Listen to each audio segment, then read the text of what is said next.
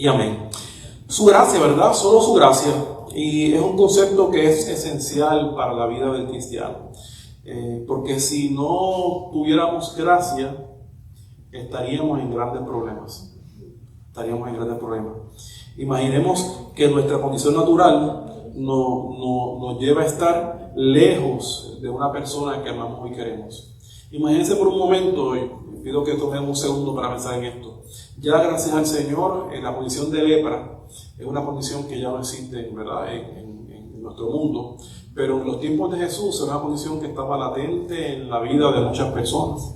Y la lepra era un problema serio porque no solamente afectaba la salud y la vida de las personas, sino que además les obligaba a alejarse de todo lo que amaban y a quien amaban. Sus vidas eran interrumpidas por una enfermedad que no tenía método de ser sanados, ¿verdad? ¿Cuál es la palabra? Cura. No tenía cura, esa es la palabra que estoy buscando. No tenía cura, y que además de que no tenía cura, era extremadamente contagiosa. De manera que los sacerdotes tenían que evaluar a las personas, y de una vez ellos se daban cuenta que en efecto tenían esa enfermedad, pues ellos los sacaban del campamento, del área donde vivían, y estaban destinados a vivir con otras personas que eran igual que ellos, sin medicamentos, sin alguien que le diera una palabra de esperanza, de amor, y sin la posibilidad de poder acercarse a la gente que amaba. Pues para nosotros, la gracia significa la posibilidad de que aunque estuviéramos con una enfermedad, pudiéramos acercarnos a las personas a que amamos. Porque para nosotros el equivalente de la lepra es el pecado.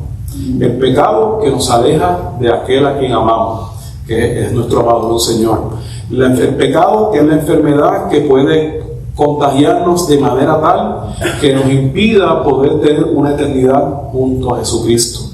Y sencillamente, ¿verdad?, pensar en que tenemos esa condición y que no hubiese alternativa para nuestras vidas sería una locura, ¿no? Sería impensable. Pero gracias a la gracia de Dios tenemos oportunidad de que aún en nuestra condición de pecado, si somos pecadores que estamos arrepentidos, tenemos esperanza en que el Señor nos va a rescatar. Y el término gracia en el original, cuando lo vemos en el Antiguo Testamento, viene del latín, ¿no? Dice gratia, ¿no? Del latín, que significa benevolencia, o un favor o un beneficio que se recibe sin merecerlo. Y esa es la clave importante, ¿no? Un favor inmerecido. Ya cuando lo vemos definido en el Nuevo Testamento, ya lo vemos traducido del hebreo, que es gen, H-E-N, y charis, ¿verdad? Que ya son términos que se parecen más a lo que sería un favor o una bondad. En esencia, básicamente y es la manera que lo pude encontrar que más me gustó para poder entenderlo, y es que la gracia significa que Dios no nos paga como merecemos. Esa es la gracia de Dios. Cuando alguien no te paga como tú te mereces, ¿verdad? Y creo que más allá del latín y del hebreo, de todas las características, esta definición nos va a dar un entendimiento más claro de lo que significa la gracia de Dios para nuestra vida. Y la gracia de Dios, aunque mucha gente repite, estamos viviendo en el tiempo de la gracia, ¿no? Lo cual efectivamente es cierto, pero la gracia no es un concepto exclusivo del Nuevo Testamento. Lo podemos ver desde el inicio, desde el comienzo, podemos ver la gracia en el Antiguo Testamento. Por ejemplo, si vamos bien al principio, podemos decir que encontramos su primera manifestación en Adán y Eva. ¿Ves? Dice el libro de Génesis, capítulo 3, versículo 21. ¿Hoy está traduciendo? ¿No? ¿No? Ok. Yo quería tan lento hoy, tan pausado, ¿no? No,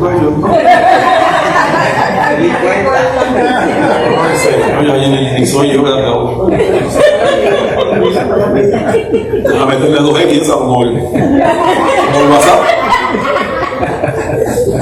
1.5. 1.5 por lo menos. Pero es una práctica. Gracias. Es verdad que voy a comportarme. Génesis 3:21 dice, siendo, ya usted me estaba mirando Harry, ¿cómo me estaba mirando Harry? Que usted se me pasó, yo no veo nadie atrás traduciendo, pues deja ver. Génesis 3:21, siendo esto sombra del sacrificio de Cristo en la cruz por los pecados de la humanidad y la máxima revelación de la gracia divina, ¿no? Y aquí está hablando de lo que pasó con Adán y Eva, ¿no? Actor el texto. El texto, ¿no? De Génesis capítulo 3, versículo 21. No, ese no es el. Ese no es. No. Ajá, pero ese es el de allí que no era acá. Dice Génesis 3:21, y Jehová Dios hizo al hombre y a la mujer túnicas de pieles y de vestidos. Y usted dice, ¿qué tiene que ver eso con la gracia de Dios? Bueno, sucede de que esta gente no fue obediente a la palabra de Dios. Y cuando tú desobedeces a Dios, en esencia, ¿qué es lo que haces? Pecas, ¿verdad? El pecado no es otra cosa que la desobediencia. Hay unas leyes que establecen unos pecados en particulares, pero en esencia el pecado es la desobediencia a Dios. Así que esta gente se les dijo una sola cosa, que no comieran del árbol, ¿verdad? Del conocimiento, y allá ellos fueron y comieron. Y inmediatamente hubo una consecuencia, y fue que de repente vino el pecado a sus vidas, y el pecado se manifestó en la forma de que se vieron desnudos y se avergonzaron. Ellos siempre andaban desnudos, no había problema.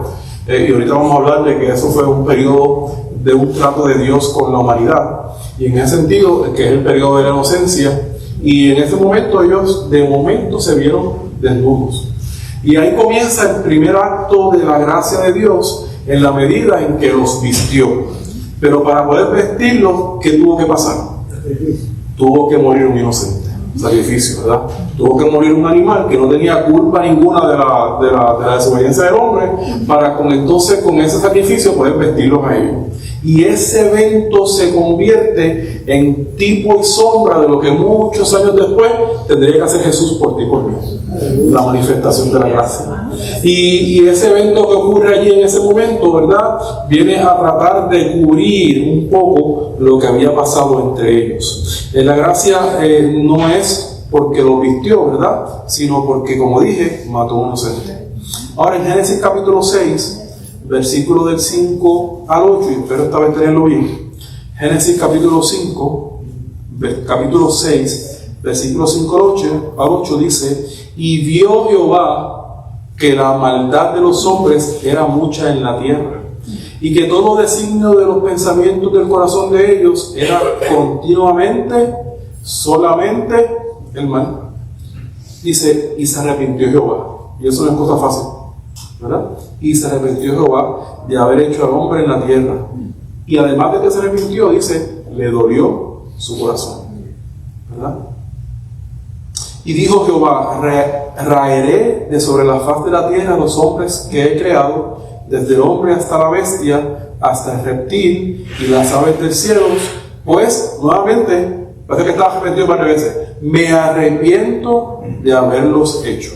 Y si la cosa se ha terminado ahí, estaremos perdidos, sin fe y sin esperanza. Pero porque los peros de Dios en la Biblia son de bondad y de misericordia, vino un pero Noé halló gracia ante los ojos de Jehová.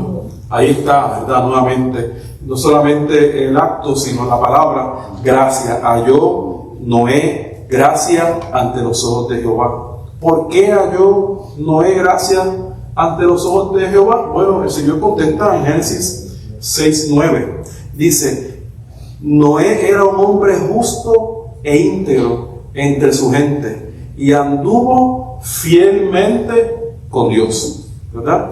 El problema era que habían pocos como Noé, ¿no? Y solamente Dios encontró a Noé, el cual era fiel con él. Sin embargo, la gracia que Dios tuvo con Noé no se quedó solamente con Noé. ¿Quién más recibió la gracia? Su familia. Ustedes ven cómo este concepto, ¿dónde más le parece esto parecido, verdad? Con el soldado.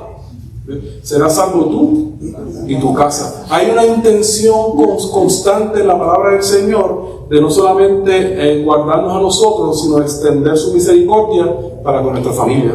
Y la palabra que he puesto en tu boca, no faltará en la boca de tus hijos, ni de los hijos de tus hijos, ¿verdad? Una tercera y cuarta generación. Es decir, el Señor no es que sea la salvación por herencia, es que cuando Dios pone en ti, cuando tú reconoces al Señor y como Salvador, esa bendición que tú recibes se extiende hacia tu familia, ¿verdad? De alguna manera, y yo lo he podido ver, ¿no? En mi vida. A mí me agrada ver a mis nietas, ¿verdad? Sí, así joven como ven, tengo nietas, pero es que mi hija tuvo hijos muy jóvenes. Y mi nieta, escucharla hablar del Señor es una bendición, ¿no? Yo veo la palabra cumplida, la palabra que Dios puso en mi boca, no solamente está en la boca de mis hijos, sino que ya está por una segunda, y yo espero ver la tercera y la cuarta generación, a menos que el Señor venga antes, que espero que venga antes, ¿no? Entonces, de eso es que habla, y de eso es esto es lo que representa esta verdad del Señor, y aquí ya lo estamos viendo, ¿verdad? El Señor salvó a Noé. La Biblia nos revela si ellos fueron obedientes, porque la palabra, aún en la maldad del pueblo y en la decisión de Jehová de arrepentirse y de extinguirlos, anunció a la gente que venía un diluvio y que si ellos estaban cooperando y que lo creían, iban también a entrar en el arca. Pero ninguno creyó. O sea que aún en su arrepentirse, su gracia y misericordia estaban presentes. Ya si llegamos al Nuevo Testamento, en el libro de Romanos, capítulo 3, versículos 23 y 24, vemos que dice: por cuanto todos pecaron y están destituidos de la gloria de Dios, siendo justificados gratuitamente por su gracia, mediante la redención que es en Cristo Jesús. Entonces ya aquí la gracia llega a través de una figura muy importante, que es la figura de Jesús. Por cuanto Él pagó el precio y se convirtió en aquel cordero inmolado, ¿no? Aquel sacrificio que era perfecto, pero que a la misma vez no era culpable, que pasó en el Viejo Testamento en el huerto de Edén. Ahora viene Jesús, ¿verdad? Siendo inocente, a pagar la culpa por ti y por mí, que éramos culpables. Eso se llama la gracia del Señor. Ahora, existen muchos creyentes y muchas personas que no son creyentes y otros que son creyentes, que se hacen la pregunta: ¿cómo podré yo obtener la gracia de Dios? ¿Cómo lo obtengo? ¿Cuál será la ruta hacia la gracia de Dios? Los 7 pasos que me llevan a la gracia de Dios, ¿verdad? Buscarán un libro que diga Caminando hacia la gracia. Bueno, yo les voy a contestar hoy. Estén listos con sus papeles para que apunten. No hay forma. No hay forma, no hay esfuerzo humano, no hay nada que tú puedas hacer que puedas obtener la gracia de Dios. La gracia de Dios la da Él y es un favor inmerecido. Básicamente, como dije al principio, Él no te paga como debería, ¿verdad? Entonces, ¿qué hacemos con eso? ¿Qué hacemos con esa verdad? ¿Verdad? De hecho, dice Isaías 64 que nuestra justicia es como trapos de inmundicia. Qué fuerte, ¿verdad? O si lo que creemos que, ¿verdad? Que creemos que adelantamos algo del Señor, ¿qué va? Dice que nuestra justicia es como trapos de injusticia. No se desanimen, que ahorita vienen textos más que les van a animar, tranquilo. Efesios 2, 8 al 9 dice: porque por gracias sois salvos por medio de la fe. Y esto no es de vosotros, pues es don de Dios, no por obras, para que nadie se gloríe. Así que no hay nada que tú y yo podamos hacer que nos haga ganar la gracia del Señor. No hay días que tú puedas guardar, no hay camino que puedas andar de rodillas que pueda ganarte la gracia de Dios, porque no es por obra para que nadie se gloríe. Pastor, pero que la Biblia dice que la fe sin obra es muerta, ¿verdad? La fe sin obra es muerta. Claro, pero ese contexto de lo que habla la palabra tiene que ver precisamente con que tú puedes creer, pero si no te mueves hacia la fe, pues no es fe. O sea, digamos que tú dices: yo tengo fe que el Señor me pueda dar un trabajo, así que me voy a rodear en mi cama y voy a orar por 7 días de ayunar, y yo espero que de alguna manera, cuando yo termine mi ayuno de oración, el teléfono va a estar lleno de mensajes de compañías que me quieren reclutar. Pues no, en ese sentido, la fe sin obra es muerta. Claro, tú crees que Dios te puede dar la oportunidad, pero tú tocas puertas, ¿verdad? Tú envías los resúmenes, tú te presentas a los lugares. Eso es lo que se refiere, que la fe sin obra es muerta. Pero la obra que estamos hablando de aquí es que tú y yo no podemos hacer nada que nos gane la fe. que nos gane la salvación o que gane la gracia de Él sobre nuestras vidas. La Biblia cuenta, eso no tenía aquí, pero la Biblia cuenta un evento de unas personas que llegaron ante el Señor y le dijeron: Señor, en tu nombre sacamos demonios, ¿verdad? En tu nombre hicimos muchas cosas. Si confiesen con el texto para ahorita leerlo, no me lo sé de memoria. Y cuando ellos le presentan su resumen, Mateo 7. Mateo 7:22. Tú lo buscas por ahí, eso no te lo digo. Mateo 7:22. Ellos le presentaron al Señor su resumen, ¿verdad? Y increíblemente, después de haberle dado su resumen, Él les dijo algo que es impresionante. Dice: muchos me dirán en aquel día: Señor, Señor, ¿no profetizamos en tu nombre y en tu nombre lanzamos o sacamos demonios y en tu nombre hicimos muchos milagros? Sigue adelante. Y entonces les protestaré: nunca os conocí, apartaos de mí, obradores o hacedores de maldad. ¡Wow! O sea, esta gente hizo en el nombre del Señor milagros y la gente se salvaba y entraban llorando al altar y esas cosas increíbles. Y él dijo: yo no los conocí, ¿verdad? Apartados de mí, hacedores de maldad. ¿Y cómo es eso? ¿Cómo es que esa gente estaba haciendo? Porque no es por obra. Porque no depende de lo que tú hagas, depende de la gracia del Señor. Entonces el trato de Dios con el hombre ha sido diferente en diferentes tiempos, ¿no? Y esto nos ayuda un poco a entender lo que significa la gracia.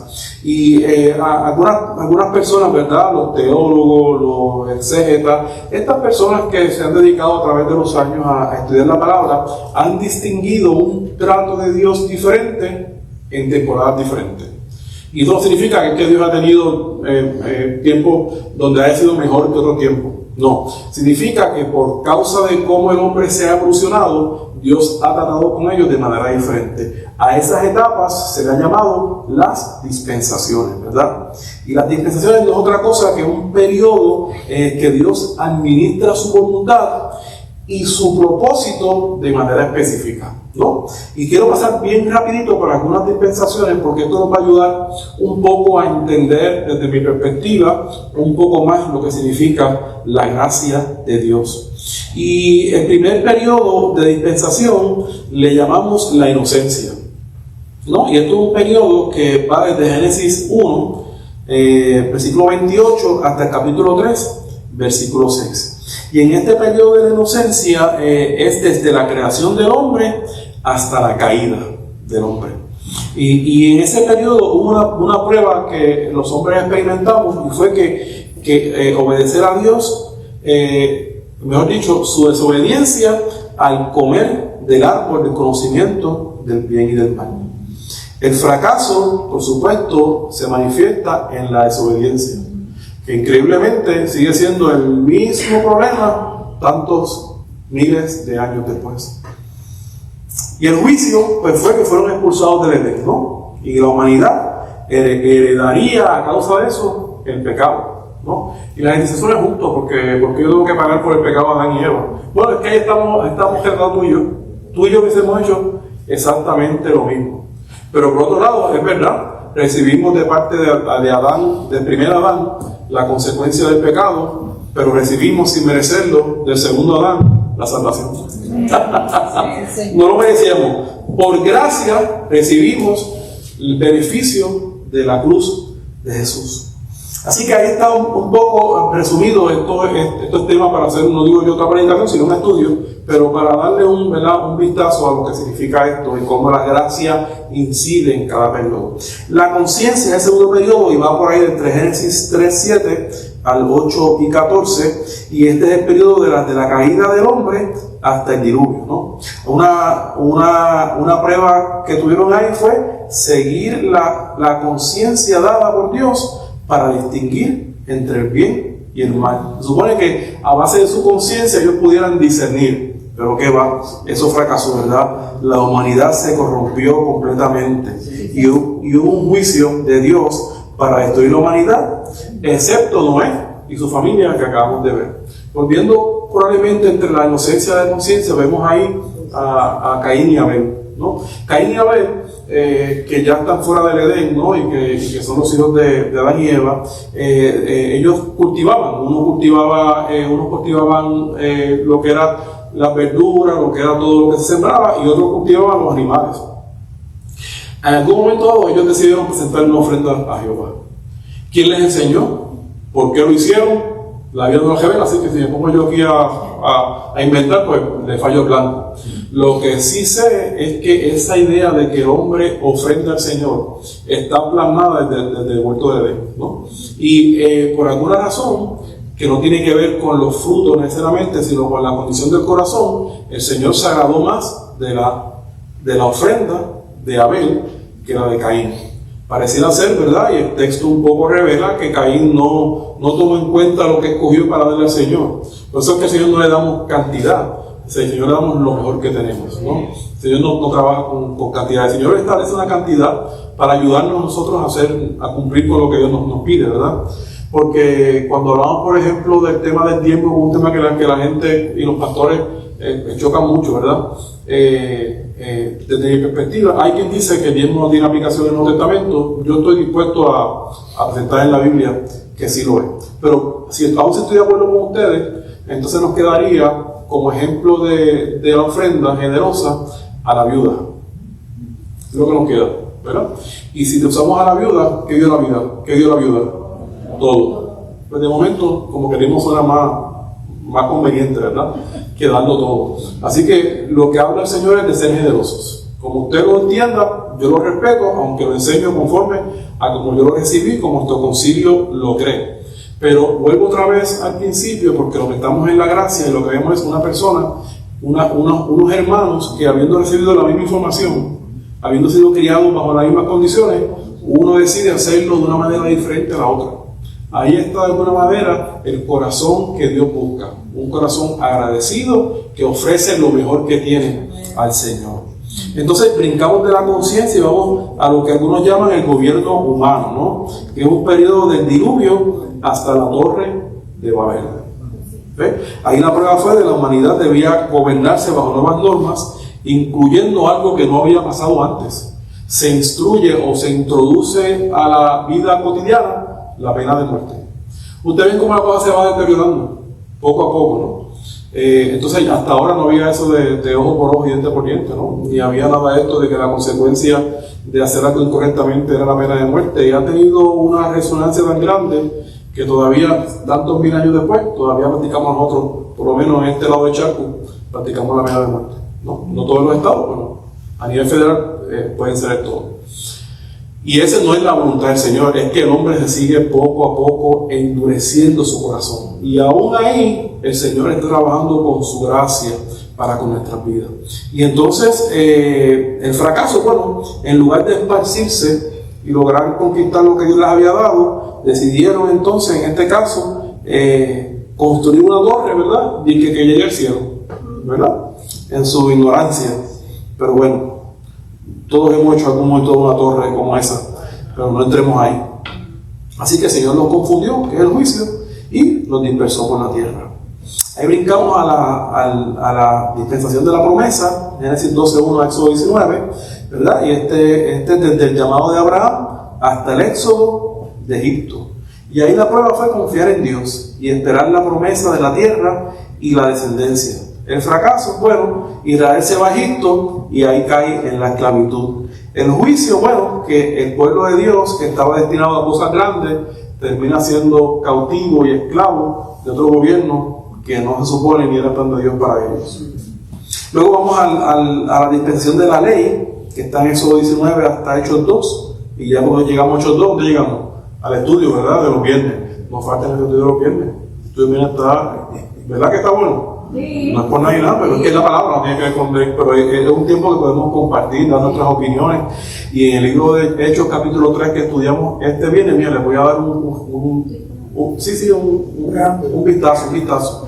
Discutimos cómo Pedro comenzó a comportarse de una manera que la gente quedaba asombrada. El pescador, ¿verdad?, que estaba allá cuando cantó el gallo, salió corriendo, Jesús resucitó, tuvo que buscarlo porque estaba apartado allá con los peces.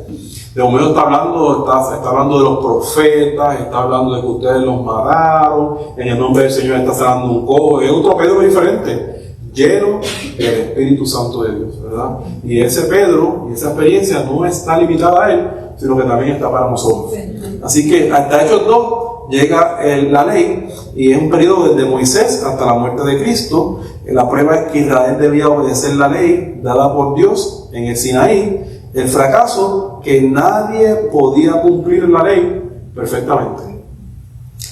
El juicio, pues, la cautividad de Israel, y finalmente el rechazo a Jesús. Y finalmente llegamos al periodo de la gracia, desde Hechos 2 hasta Apocalipsis 19, ¿verdad? Desde el día de Pentecostés hasta la segunda venida de Cristo. La prueba ahí, la salvación, es por gracia mediante la fe en Cristo.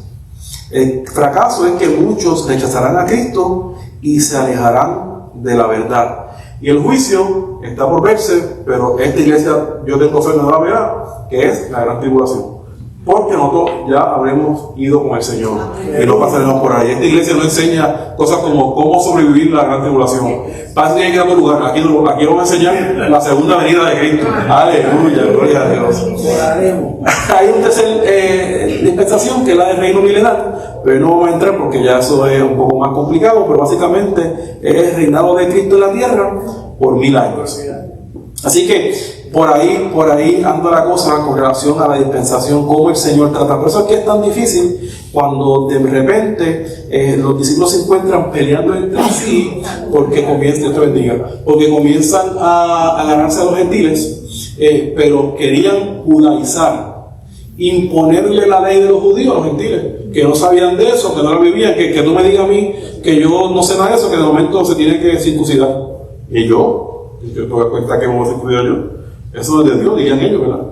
Pero para los judíos es importante, y comienza un debate, ¿no? Que se come el lechecito asado, ¿verdad? Con la morcilla, la cosa, y no, de momento eso es del diablo, ¿no? Pero ¿cómo va a ser? Y comienza ese debate, ¿no? Porque la gente quería, los discípulos lo que sabían era lo que sabían, ¿verdad? La ley judía es lo que habían experimentado, pero de momento comienzan a entender la gracia de Dios, ¿no? Y dicen, no es por ley, ¿verdad? Es por gracia. Y comienza a manifestarse. Eso es decir que estamos, como dirían allá en Puerto Rico, al garete. No significa eso. Significa que tenemos unas costumbres que son naturales de la manera en que vivimos, de donde somos, y que no chocan con la ley del Señor, ¿no? Hay costumbres que tienen que ver con tradiciones, que los judíos practican el sabbat y practican el no comer, ¿verdad?, ciertas comidas, y eso como ellos lo han vivido, y como se mantuvieron bajo la ley serán juzgados.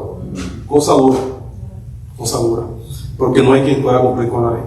Así que, ¿cuál es la diferencia entre la ley y la gracia? Bueno, la diferencia más relevante entre la ley y la gracia es que la ley es por obra y la gracia es por fe. Básicamente esa es la diferencia. Cuando alguien trata de ganarse el reino del Señor por lo que hace y por querer cumplir las leyes que están ahí, mire, búsquese los mandamientos, y eso no es cosa fácil, ¿verdad? Y si van a Levítico y ven todas las leyes que están ahí, eso no se puede cumplir, no hay quien pueda cumplir con eso. El Señor lo sabía, ¿verdad? El Señor trató de darle una guía a su pueblo, pero su pueblo siempre tiraba para otro lado. Así que murió por ellos. ¿Para qué van a seguir sacrificando corderos?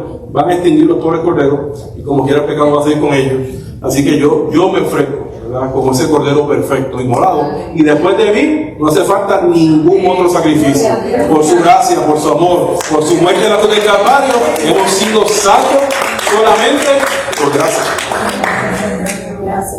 Así que durante los tiempos del pueblo de Israel, ¿verdad?, estaban todos obligados a seguir esa ley. Después de Jesús, el juego cambió. El libro de Juan, capítulo 1, versículo 17, dice: pues la ley por medio de Moisés fue dada, pero la gracia y la verdad vinieron por medio de Jesucristo, ¿verdad? Es por medio de Jesucristo. No es que ellos estaban mal, es que la dispensación y el trato de Dios para con su pueblo cambió, porque hizo que su muerte provocó que el velo que nos separaba de Dios fuera arrancado. Es decir, antes tenían que enviar al sacerdote, ¿verdad?, una vez al año allí a interceder por los pecados del pueblo, y había que cruzar los dedos que el sacerdote saliera vivo, ¿verdad? Yo le he contado, le ponían aquí un cordoncito, ¿verdad? Una campanita, y iba por ahí para abajo, y si faltaba un jato y lo venían y las campanitas no sonaban, pues había que esperar el próximo año y sacarse cada vez. Pero ahora ese velo fue rasgado y usted y yo, en el nombre de Jesús, vamos al Padre. Es decir, si Dios nos mirara directamente, si mirara al Hijo, estaríamos muertos en el momento. Igual que los sacerdotes que entraban en pecado al lugar santísimo. Pero porque cuando Dios nos ve, a quien ve es a la sangre del Hijo en la cruz del Calvario, tenemos esperanza, ¿verdad? Y Él nos escucha y dice: habla, hijo mío, que yo voy a interceder por ti. Interesantemente, aquellos que luchan con la gracia, porque hay gente que se quiere quedar atada a la ley, ¿no? Bueno, Dios los ayude con eso. Pero interesantemente, el último versículo de la Biblia, Apocalipsis capítulo 22, versículo 21, miren cómo dice.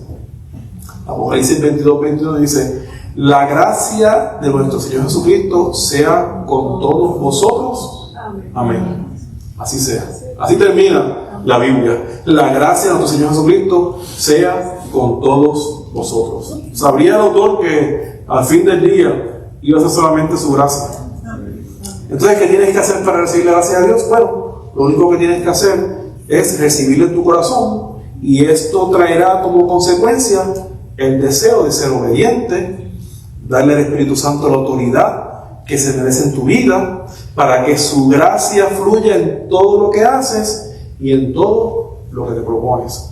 Todo comienza con una decisión: aceptar al Señor en tu corazón, ¿verdad? Solo su gracia te puede sostener, solo su gracia te puede ayudar en medio de tu debilidad, solo su gracia te puede perdonar, solo su gracia te puede salvar, solo su gracia te puede dar vida y vida en abundancia. Hebreos 4:16, y termino. Hebreos 4:16 dice: acerquémonos pues confiadamente al trono de la ley, al trono de juicio, al trono de la gracia, para alcanzar misericordia y hallar gracia para el oportuno socorro. Es por gracia, es por gracia. No olviden de eso. Si usted se manda por ahí tratando de hacer cosas, ¿verdad?, que lo que implican es ley, va a tener un peso que no es el diseño de Dios para su vida. El Señor nos dice, José, tú si me ayudas aquí a terminar, José, la palabra dice, ¿verdad? Jesús nos invita a tomar su cruz que dice que es ligera, ¿verdad?, para que podamos adelantar hacia lo que Dios tiene para nosotros.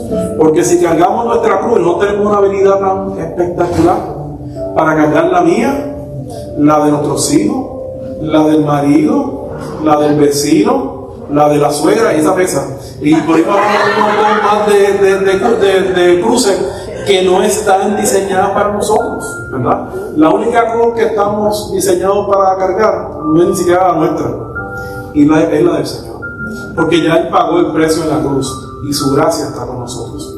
Así que cuando escuchamos esta palabra, cuando yo meditaba en ella, yo decía: Señor, gracias por tu gracia, porque yo reconozco que sin tu gracia yo no habría logrado nada en la vida.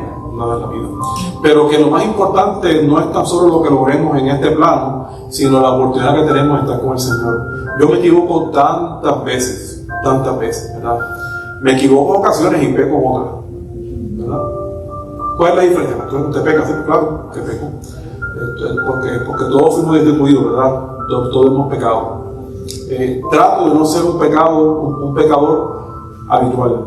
Y cuando peco, el Espíritu Santo no me da un break. Yo quisiera que me diera un break, pero no me da. En el momento que se deje, se te fue la mano. Cuidado, tú sabes. Y uno lucha, porque uno no quisiera a veces ni lidiar con ciertas cosas en la vida, tú sabes. Como dice: Señor, ayúdalo, guarda donde yo no vea. Guárdalo, Señor. Dale tu salvación lejos de mí. Pero usted lo pone aquí al lado mío, ¿verdad? ¿Por qué? Porque hierro con hierro se afila, ¿verdad? Entonces nosotros, esta experiencia de congregarnos es indispensable, porque nosotros nos amamos porque son familia, pero también la familia tiene su roce, y es necesario para que el Señor afine su voluntad en nuestra vida. Así que vamos a estar de pie, vamos a orar.